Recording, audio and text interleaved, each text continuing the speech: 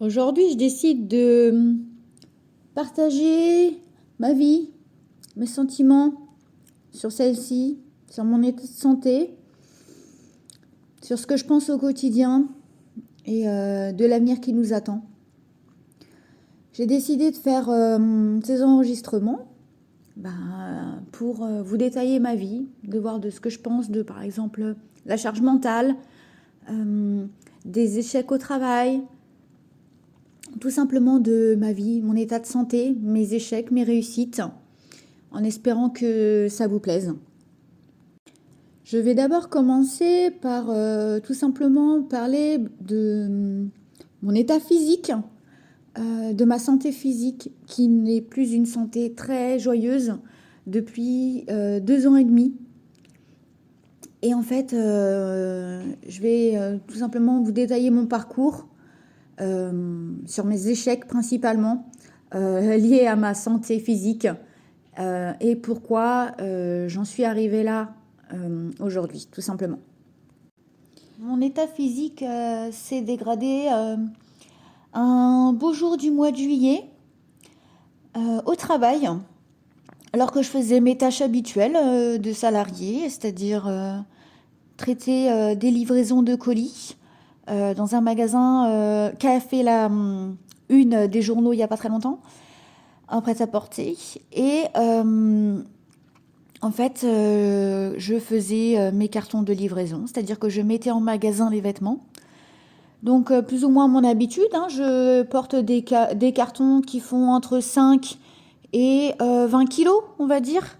Et puis, comme à mon habitude, je prends mes cartons, je les pose à un endroit, je vide mes cartons, je les casse. Enfin bref, voilà, un travail tout à fait ordinaire, entre guillemets. Et un beau matin, fin de matinée, en portant mon dernier carton. Alors, quand je dis mon dernier carton, ça a été réellement quasiment mon dernier carton. Mon carton pesait même pas 5 kilos. En voulant poser ce carton, une douleur m'est arrivée au bras, à l'épaule plus exactement. Et ça a été mon dernier jour de travail depuis 2 ans et demi. C'est-à-dire qu'à l'heure actuelle, je n'ai toujours pas retravaillé et je ne peux toujours pas travailler. Alors, qu'est-ce qui m'est arrivé vraiment? En fait, tout simplement, quand j'ai posé mon carton, j'ai eu une douleur aiguë, mon bras est devenu tout raide. Mais mon bras, il est devenu tout raide, il m'a fait super mal, et puis ma main a gonflé, mes vaisseaux sanguins sont sortis, et j'étais toute seule. J'étais toute seule dans ce magasin, c'était à la pause déjeuner, bien entendu. Et il y avait des clients dans le magasin, des clientes. Donc j'avais envie de hurler de douleur, mais professionnel exige, restons pro jusqu'au bout. Même en pleine souffrance, je n'ai pas hurlé dans le magasin. J'ai pris sur moi et bien entendu, des clientes arrivent à la caisse. Je n'arrivais pas à encaisser les clientes. Mon bras, en fait, pour plier des vêtements, tout simplement, comme vous chez vous, vous plierez un t-shirt. Je vais pour plier cet article à la dame pour après lui faire son encaissement classique avec son moyen de paiement, lui demander si elle veut un sac, tout ça. Et en fait, je me suis retrouvée avec un seul bras, et avec une douleur atroce. C'est-à-dire que mon bras, je devais le porter pour le mettre sur la table où il y a la caisse. Je pense que ça se voyait à ma tête que physiquement, j'étais en train d'hurler de douleur, mais j'ai pris sur moi. Et donc, ce qui m'est arrivé, c'est que j'ai dû attendre 1 heure comme ça, 1 heure dans cet état, sans pouvoir réagir. Quelque chose que je ne conseille à personne d'ailleurs. Je recommande à tout le monde, peu importe dans quel métier, peu importe l'état de gravité, surtout de ne pas être seul quand ça vous arrive. Appelez les pompiers, appelez des salariés des magasins aux alentours si vous êtes dans un magasin toute seule, des gens autour. Ne soyez pas tout seul. Sachant que moi, c'était... En soi, j'étais pas en train de mourir, donc je pouvais me gérer. Et vu que j'ai une tête dure, je me suis dit, allez, la douleur, elle va partir, ça va le faire. Donc à cette époque, j'étais déjà dans le déni. J'étais déjà dans le déni depuis 1 an sur mon état de santé. Ça, on y reviendra un petit peu après. Donc l'heure se passe et ma collègue arrive et là je lui dis clairement, je dis viens m'aider, il faut qu'on fasse quelque chose, est-ce qu'on appelle les pompiers, comment on fait, regarde mon bras, je vais pas bien du tout. Voilà, j'explique la situation, qu'est-ce qui s'est passé, tout ça. Alors, la situation a fait que toujours, en fait, je sous-estimais ma douleur. Alors pourtant, j'étais en train d'hurler de douleur, mais je sous-estimais ma douleur, comme à mon habitude. Et en fait, tout simplement, au lieu d'appeler les pompiers, je me suis rendue toute seule à l'hôpital pour aller aux urgences. J'ai poireauté plusieurs heures aux urgences, parce que malheureusement, déjà en 2020, il y avait déjà des problèmes. Après le Covid, déjà des problèmes sur le manque de personnel soignant. Ça, malheureusement, on ne peut rien y changer. Hein. Peu importe en quelle année, quel jour et quelle heure, on aura toujours des problèmes de personnel, malheureusement. Donc j'attends patiemment mon tour en pensant que j'avais vraiment quelque chose de très grave, que soit j'avais un muscle qui avait lâché, ou une entorse, ou quelque chose de grave quand même. Hein. Je me suis dit, je vais pas prendre ça à la légère. Ça se trouve c'est quelque chose de grave, et surtout que c'est mon bras droit, donc c'est mon épaule droite, mon bras droit qui fait que c'est mon bras fort. Je suis droitière, donc je me suis dit comment je vais faire.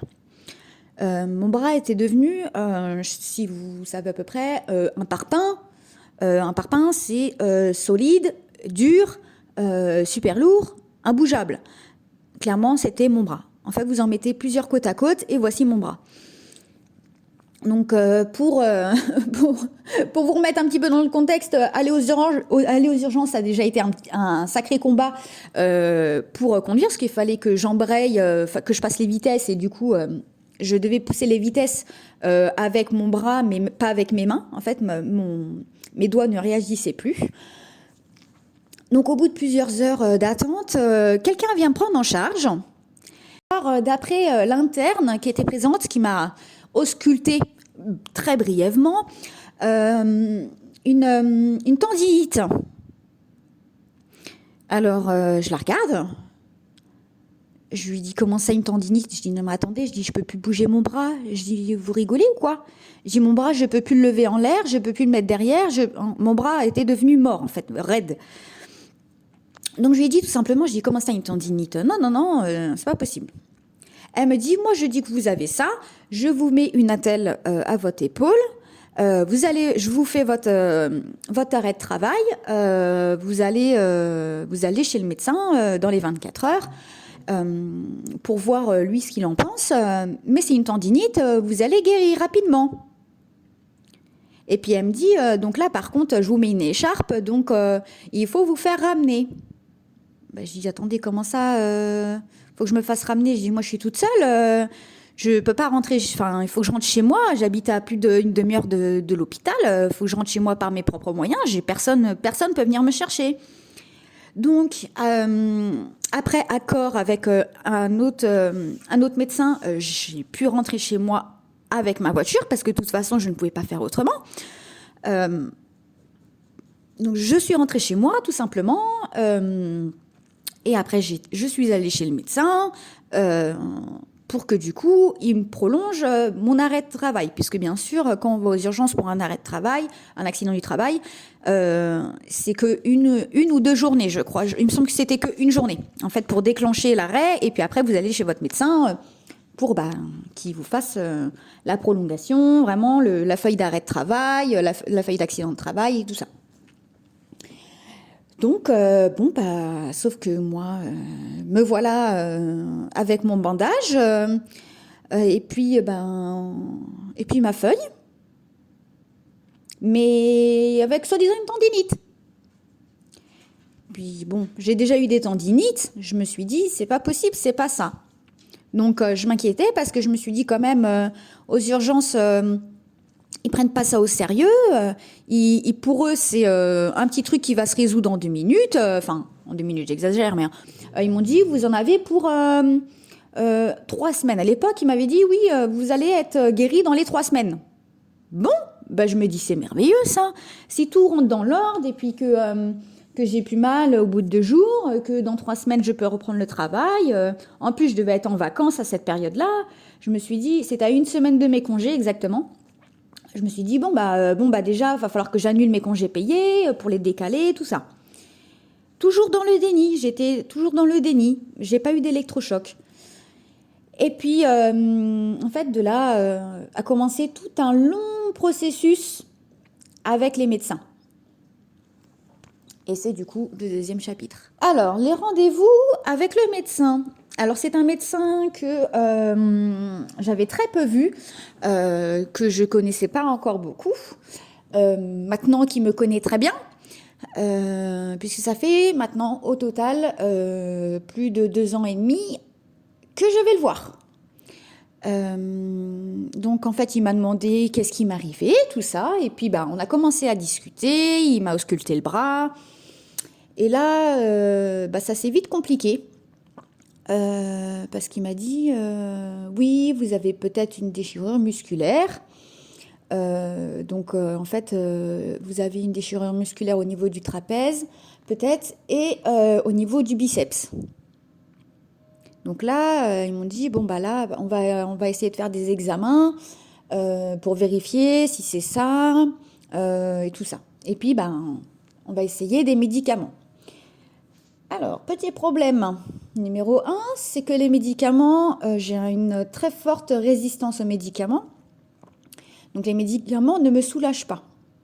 Donc, on est déjà sur un premier problème, c'est que on me dit, on va me donner des anti-inflammatoires parce qu'on pensait que c'était vraiment trop inflammé. On me donne des contractants musculaires parce que du coup, j'étais tellement de nervosité dans les nerfs que on m'a dit, faut se détendre parce que vous êtes tellement contracté, tellement serré que en fait votre bras il peut pas être un petit peu fluide. On va vous donner des antidouleurs. Et puis, en fait, ça a commencé comme ça. Hop, 1, 2, 3 médicaments. Toujours dans le déni. Et puis on m'a dit, vous allez faire des radios et tout ça. Et en fait, le deuxième problème, c'est que les examens ont commencé à s'enchaîner. Alors, tout simplement, je commence à faire une radio, une échographie. Ils trouvent rien. Bon. Ils m'ont dit, le médecin, il me dit, c'est quand même bizarre. Vous, comment allez au bout de 2 mois, comment allez-vous? Ça va pas mieux? J'ai dit, écoutez, c'est de pire en pire. Je vais vraiment pas bien, je dors pas. Enfin, mon bras me fait vraiment trop, trop mal. Il change toujours pas. Il y a toujours pas d'amélioration. C'est pas normal. Donc, on a poussé les examens. Donc, il m'a dit, vous allez faire une IRM. Pour voir si vous n'avez pas un syndrome du défilé, parce que ça commence à m'inquiéter quand même. Donc après, il me remet encore d'autres médicaments qui ne marchent toujours pas. Et puis, on arrive à la fin de l'année. Fin de l'année, toujours pas d'évolution. Donc, il commence à me rediriger vers d'autres spécialistes. Et puis, j'ai commencé à avoir une liste énorme soit de rendez-vous médicaux avec des spécialistes, soit d'avoir des examens radiologiques, des radios, des IRM, des échographies, des scanners. Sauf qu'en fait, tout ça, demande du temps. C'est-à-dire que qu'on soit en situation normale, en arrêt de travail ou en accident du travail, le délai d'attente reste le même. C'est-à-dire que moi, ça fait 2 ans et demi. Mais en 2 ans et demi, j'ai attendu à chaque fois pour avoir un examen, une radio ou un IRM ou un scanner. À chaque fois, je devais attendre 3 mois. Donc en fait, entre chaque spécialiste, j'ai dû attendre entre 3 et 6 mois pour avoir des rendez-vous. Mais en fait, pendant tout ce temps-là, en fait, personne ne prenait en compte le fait que mon bras ne guérissait pas. personne se disait, il y a quelque chose qui ne va pas, on ne trouve pas. Donc concrètement, tous les examens que je faisais, il n'y avait rien aux examens. Personne ne trouvait. Et le problème, c'est que tout le monde s'acharnait. Donc c'est soit j'avais c'est dans votre tête, soit j'avais on va vous faire un autre examen, limite plus dangereux les uns que les autres. On va vous donner d'autres médicaments pour vous faire oublier la douleur, entre guillemets, mais sans résoudre le problème. Et en fait, il y a eu un moment où ça commençait à être de trop. Donc en fait, j'avais, donc il y a quelques temps, j'ai fait un énième examen. Un examen un peu plus poussé où là on vous injecte, en fait on vous fait une anesthésie locale et on vous injecte un produit de contraste. En fait, donc dans la partie où vous avez mal pour vous faire un autre examen, quelque chose d'approfondi. Mais sauf qu'en fait cet examen s'est pas passé comme prévu. Et en fait, malheureusement, quand il n'y a pas de personnel soignant et qu'on est clairement, c'est clairement du travail à la chaîne, hein, malheureusement. Hein. Donc on ne prend pas en compte les patients, comment ils vont, font des réactions, qu'est-ce qui se passe. Et le problème, c'est que l'examen a été très douloureux pour moi, puisque je ne réagis pas non plus aux anesthésions. Donc l'examen a été très douloureux. J'ai été traitée comme de la viande. Donc déjà, je n'ai pas apprécié. Mais c'est surtout que... Alors déjà, j'ai commencé à faire un premier malaise. Donc ça a repoussé un petit peu l'examen de quelques minutes. C'est limite si je ne me suis pas fait engueuler, entre guillemets, parce que j'avais fait un malaise. Donc déjà, il n'y a pas de soutien psychologique dedans. C'était une catastrophe. Et puis, une fois l'examen terminé, donc je n'avais pas le droit de conduire. Donc du coup, c'est quelqu'un qui m'a ramené chez moi. Et puis, puis ça s'arrête. Hop, l'examen se termine, je rentre chez moi, puis je reprends ma petite vie. Et puis, le problème, c'est qu'au bout d'une semaine, d'un coup, j'ai une douleur qui arrive, une douleur super aiguë qui arrive dans l'épaule où j'ai été piquée. Allongée dans mon lit, le bras tétanisé, donc inactif. Et là, du coup, j'ai commencé à paniquer. Et là, donc j'étais encore toute seule. Et donc là, par contre, j'ai appelé les pompiers parce que je me dis, il y a un problème. Et on m'a dit, appelez votre centre où vous avez fait votre examen. Il y a peut-être eu un problème, mais vous n'êtes pas au courant. J'ai dit, comment ça? Il me dit, oui, peut-être que soit vous avez mal été piqué, ou peut-être que vous faites une réaction au produit, ou peut-être que c'est des complications, mais on ne vous a pas précisé. Oula, je me dis, comment ça? Qu'est-ce que c'est que ça, là? Qu'est-ce qui m'arrive?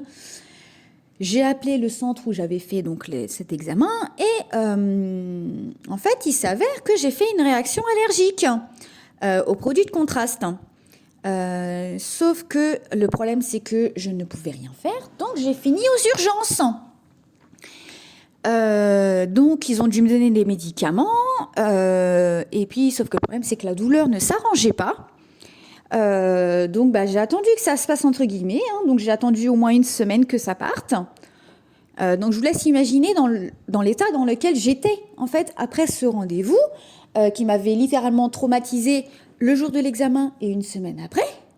Et là je me suis dit, toujours dans le déni, ça doit pas, c'est toujours pas ça, on ne trouve toujours pas, j'ai fait cet examen mais ils ne trouvent toujours pas. Je me suis dit c'est quand même bizarre, je vais aller voir ailleurs et tout ça. Donc à savoir que moi, la mobilité, je m'en fiche. S'il faut aller dans le département d'à côté, j'y vais. Et c'est ce qui est arrivé. Donc je fais 3 départements au quotidien, 3 départements différents pour me faire soigner. Donc c'est grave d'en être là, hein, mais clairement on n'a pas le choix. Donc je fais ça. Et puis je fais toujours d'autres examens, toujours plus. Et puis, au mois de janvier, début janvier, juste après le jour de l'an, je devais avoir un rendez-vous dans un autre centre hospitalier, pardon. Mais sauf que, en fait, il y a eu un électrochoc dans ma tête. Et début janvier a été la fin de ma liberté, concrètement. C'est-à-dire qu'avant janvier, j'avais déjà ma liberté qui était restreinte parce que je ne pouvais plus vivre correctement physiquement.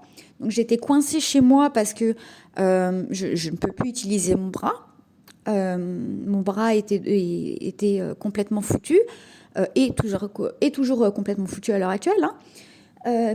Mais je n'ai plus de force, je ne peux plus porter un pack d'eau, je ne pouvais même plus porter une bouteille d'eau de 2 litres, pour vous dire à quel point mon état est critique.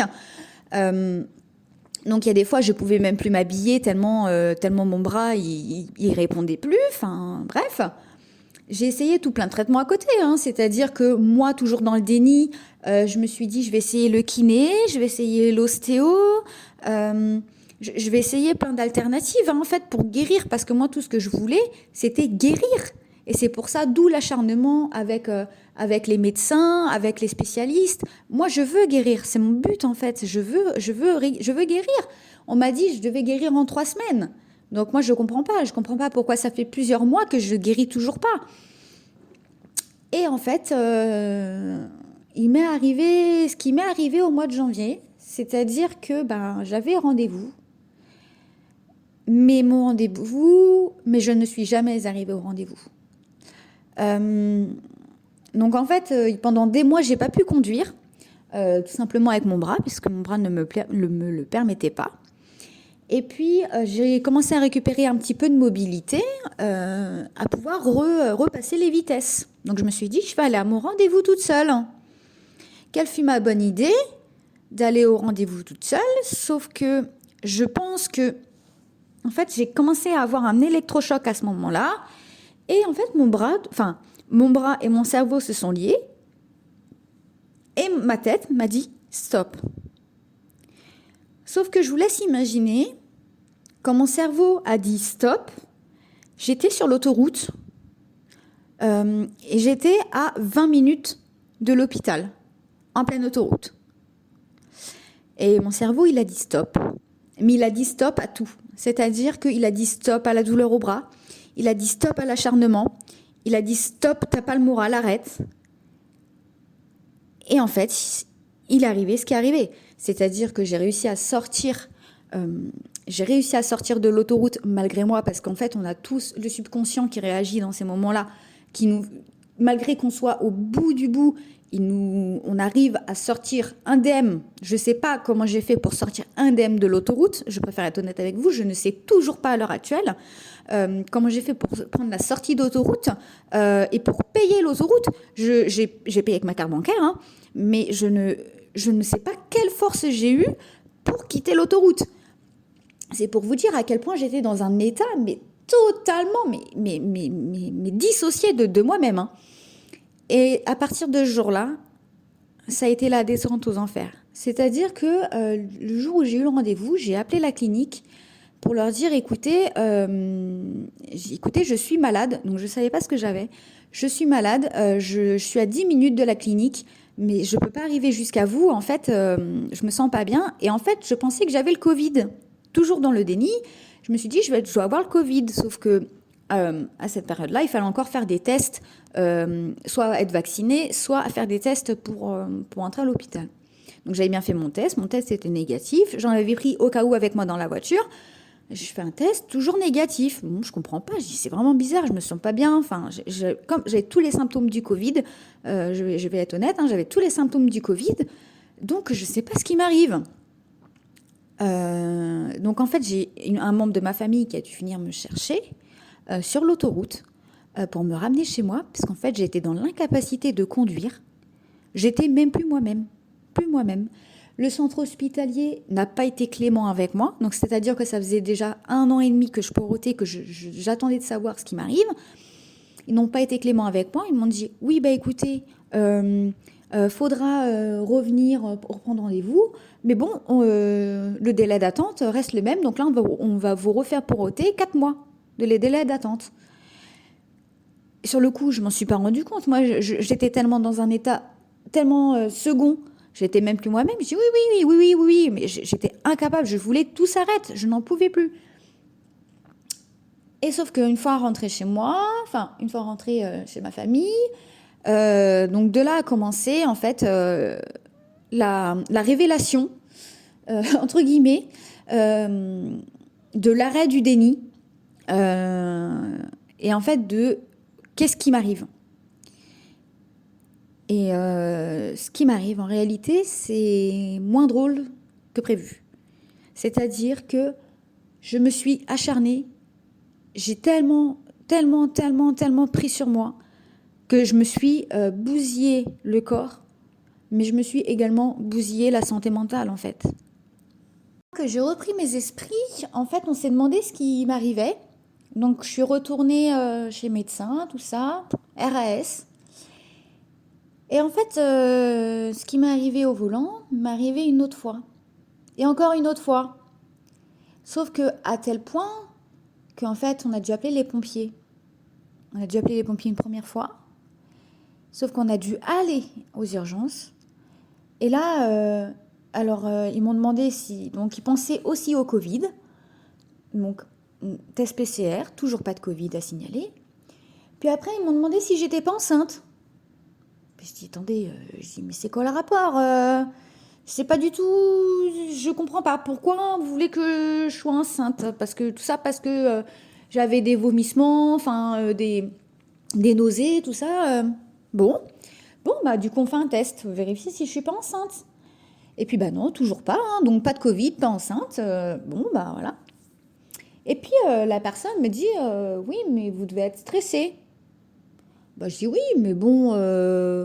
Je dis oui, un petit peu, mais voilà quoi, sans plus. La réponse était déjà dans la question.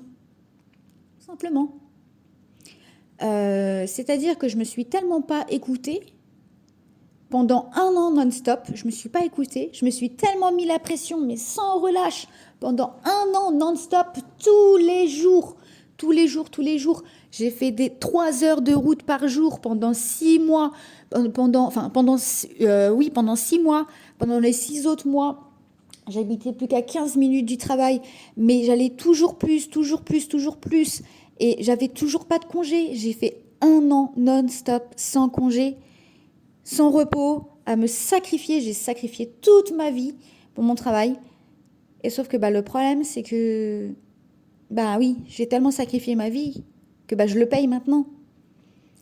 Et à partir de ce moment-là, à l'hôpital, je suis prêt, ils m'ont donné un calmant et en fait après j'ai commencé à me dire mais qu'est-ce qui m'arrive et je crois que je vais pas bien et en fait j'ai été dans le déni pendant 1 an et demi d'arrêt plus 1 an au travail et en fait tout simplement je veux partager en fait justement c'est le but, c'est de partager mon expérience pour vous dire que faut savoir s'écouter dans la vie et que si vous vous sentez pas bien, il faut déjà en parler autour de soi et ne pas se faire du mal le plus longtemps possible en fait.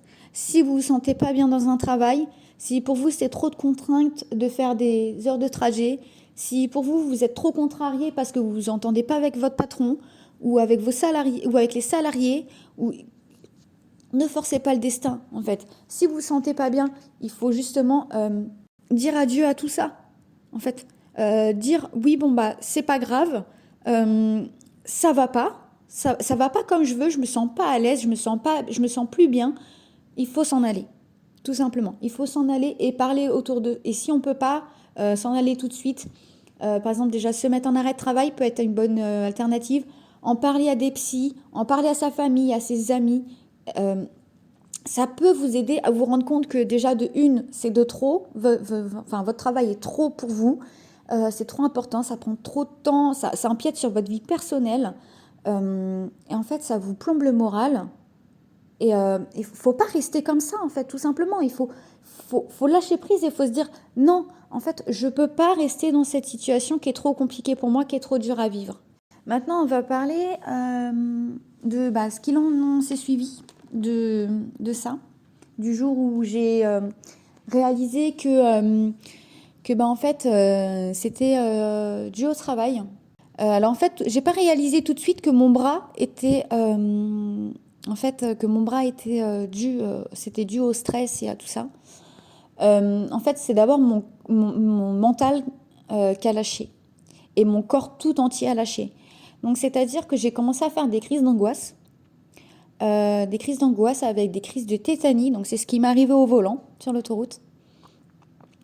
J'avais des sueurs froides, mais comme pas possible. Je ne pouvais plus manger. J'avais des nausées. Je vomissais. J'avais l'estomac mais en vrac. J'avais des mal de ventre, mais énormes, des migraines. J'avais mal partout. J'étais devenue en fait un légume.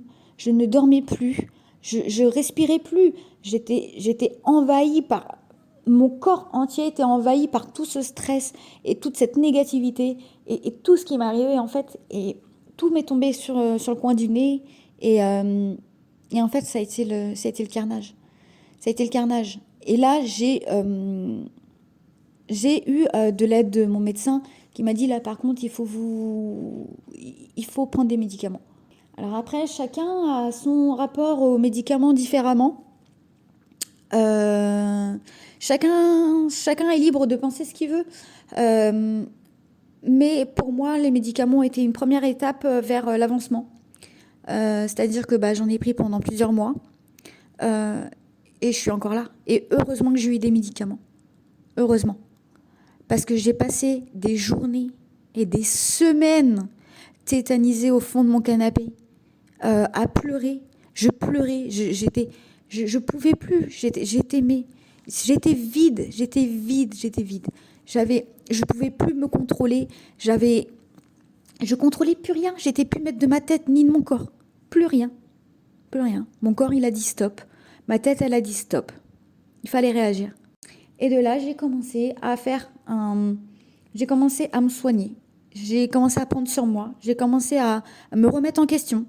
Et du coup, ça fait plusieurs mois maintenant que je suis suivie pour aller de l'avant et me dire que si ça va pas, c'est parce qu'il y a un problème. Et à tout problème, sa solution. On va vers une future guérison. Tout simplement. En fait, mon bras ne peut pas guérir tant que ma tête ne va pas mieux. Parce qu'en fait, tout simplement, dans mon bras, en fait, les examens sont négatifs, tout simplement. Parce qu'en fait, il n'y aurait plus rien dans mon bras.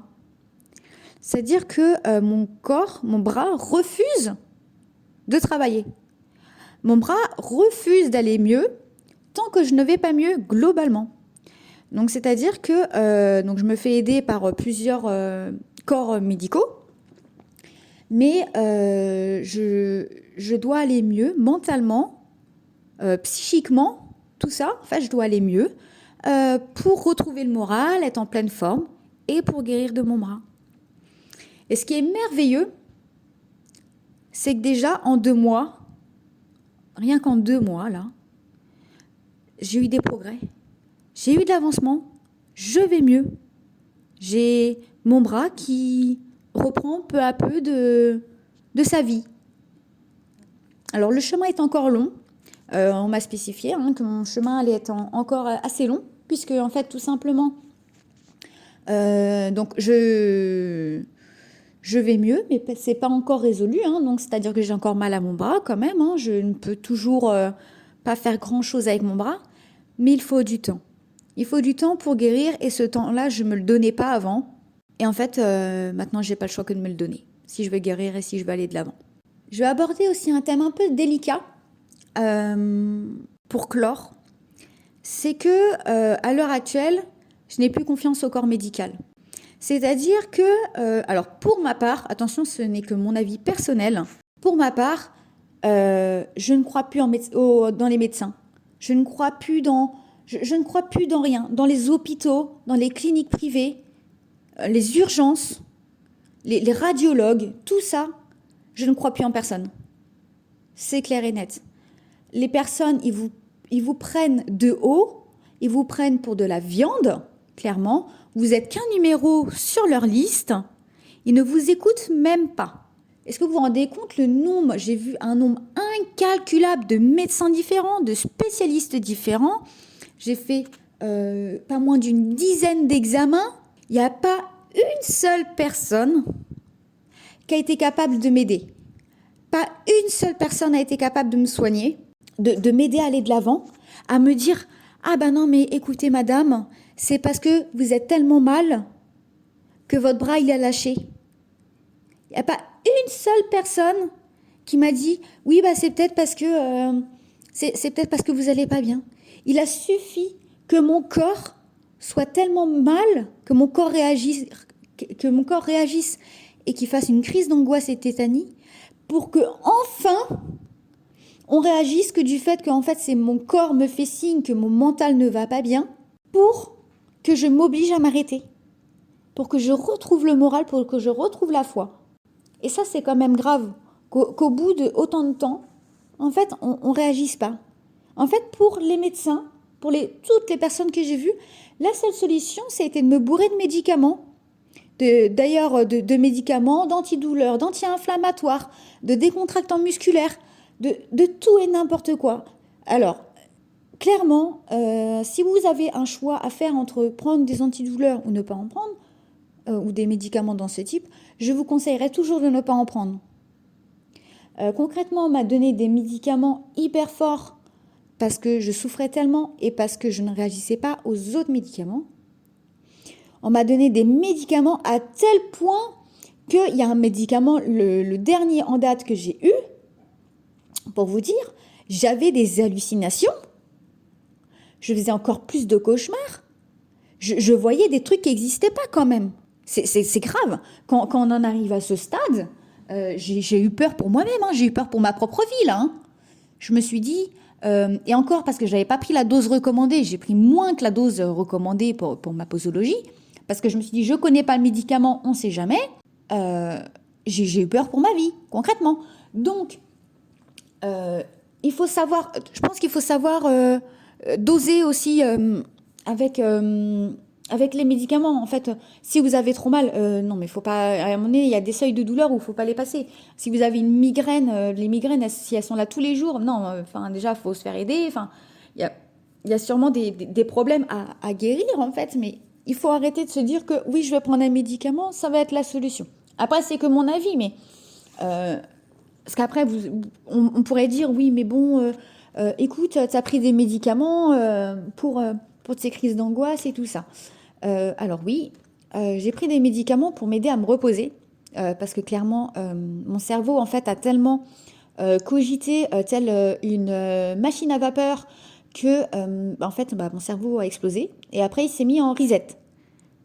Pour vous dire, il y a des périodes, il y a des jours, en fait, il y a pendant des semaines et des semaines, en fait, je me rappelle plus.